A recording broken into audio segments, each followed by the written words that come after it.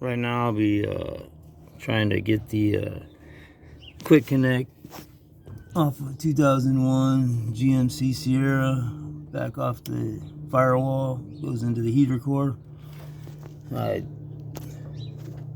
Thing blew off on me on the freeway, and man, did it leave a lot of steam, smoke, whatever, mind you.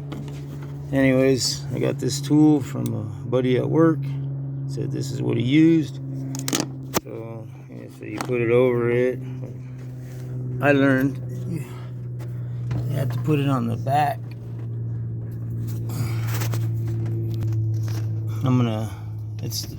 I should have said which one it was going to be. I believe it's the second one down, the second one or up, or fifth one down. This one for 2000, like around 2001 GMC Sierra, but I think it's the same for 98 and up. I had to try to get this thing on there one-handed. Just a little instructional video with that. Okay, it snapped on pretty good behind there. You can see it on there. Yeah, you can see it back there. It's on there. So then you give it some pressure. I don't know if you heard it click, but it went on. So now we gotta pull that off. So what that little thing does is releases those tabs inside there. So it, hence quick release. It comes off of that hose. There was a little struggle, but not bad.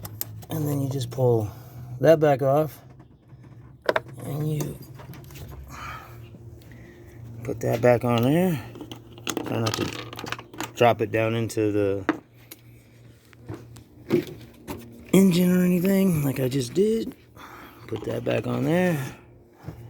And then you pretty much take some vice grips, crush that piece that's left in there that broke off of the quick connect, and then release this,